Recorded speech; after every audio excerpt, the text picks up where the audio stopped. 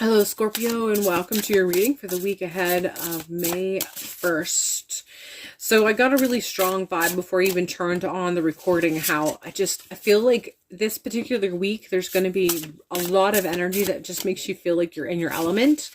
However that may be. Now, for some of you, you run the risk of that becoming negative. So make sure that you are only focusing on and engaging with your element that makes you feel like you're in your element, that is positive or creates positivity. So that just feels like that's a side note that I have to sort of tap into whenever I am talking about that. We're continuing with earth element grounding. It was upside down, and I feel like in this particular reading I want to focus on the fact that it's upside down. So there is a request for you to participate in some grounding this particular week. It would be best if you started out the week with grounding, so before you even start to engage too much with this week, at the very beginning of the week, make sure you engage in some form of grounding activity. Excuse me. And then make sure that whatever it is that you engage in is something that you can continue to feed as you move through the week, continue to practice as you move through the week, however that may look for you. We're continuing with Sparrow, Trouble.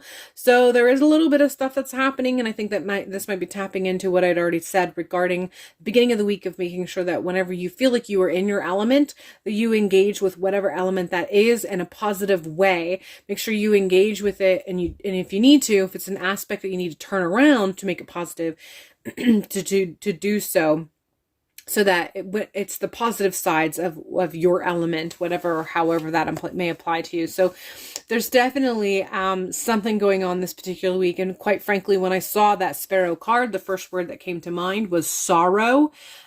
So however that may apply to you, I do feel like there is a sense of personal sorrow, personal mourning. This can manifest in so many different ways, and I'm not even going to try to tap into that deeper to try to define that, because I feel like there's so many of you who may be watching this, and I don't want to pigeonhole any element of that to the point where you think that it doesn't apply to you when you may have previously understood that it did.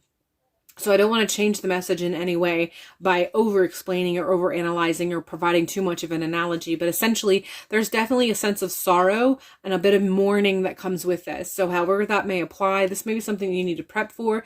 I feel by and large that most of you already have an awareness of what this is applying to. Again, going back to what I already said in the beginning of the video regarding how you feel like you're in your element, and making sure that when you are feeling that sense of being in your element, that you are engaging with the positive attributes of whatever that element is, and make sure that you're raising the positive attributes within that element, and however that applies.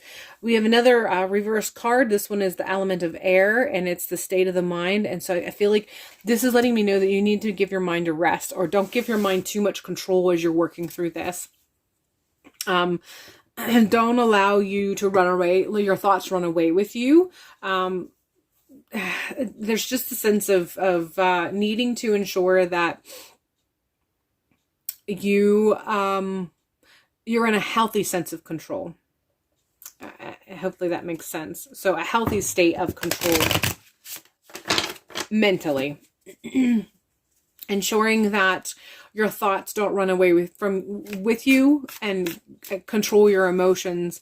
Again, that whole concept of making sure you're engaging in a way that's positive, not engaging in a way that has that is negative or can promote negative energy. Being in your element and being in that element from a state of mind where it is you pulling on the positive sides of whatever those attributes are.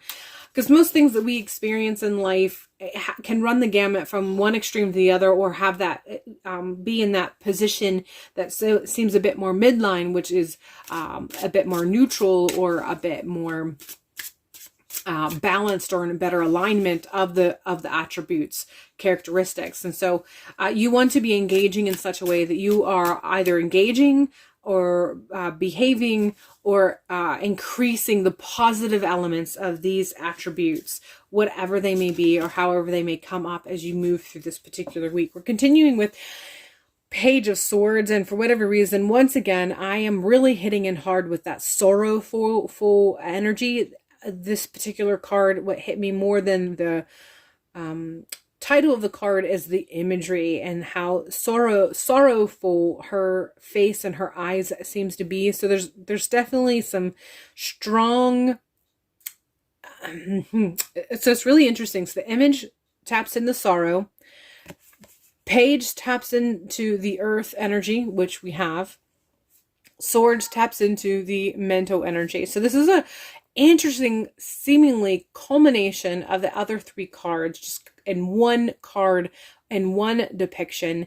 And so I feel like this is coming in strong, reminding you or reiterating what I've already said regarding grounding, taking grounding, the moments to be able to ground and finding grounding techniques that you can utilize, and continuing that message with making sure that you are engaging in positive attributes that are things that nurture you, and making sure that your mind doesn't run away with you and create too much sorrow. Two of Swords is letting me know that you are going to be facing a decision in some regard in relationship to the events that these ones are sort of tapping into. So there's going to come a point in time this week. It feels towards middle to not the end, but closing in towards the end of the week. You're going to have to make one of those decisions that's hard. It's going to be one of those decisions that you really wish there was a third option, but there's not. You gotta choose between one or the other. And it's the kind of decision that really makes you want to sort of self-isolate while you break down the pros and cons and hopefully come to a conclusion that you know that you can live with once everything is said and done.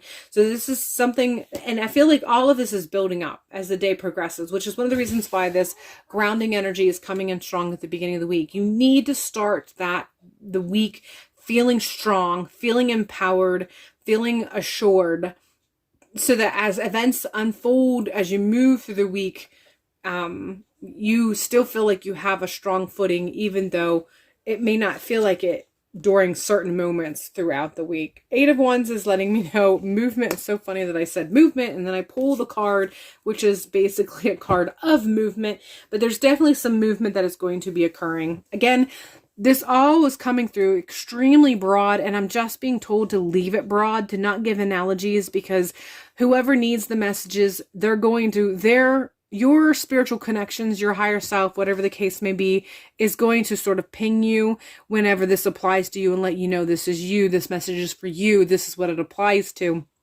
And I don't want to take from that by trying to overanalyze or provide too many analogies that might kind of pull away from the overall message, despite how broad this may be. So take this message however it applies to you, however your guides, ancestors, or higher self is pointing out to you this is what it's supposed to mean, and then do whatever it is that they are encouraging you to do or follow through with after you've heard this message. And hopefully the movement that you'll experience this week is not going to be totally out of your control. You can at least control how you respond to it, how you react to it, how well you stay grounded as you move through it, and eventually feel empowered to make the decision, whatever that decision may be when that time comes. All right, Scorpio, that is all I have for you this week. I hope this has provided you with some forethought and comfort, some preemptive work that you may or may not need to do, and hopefully I will see you in a future video.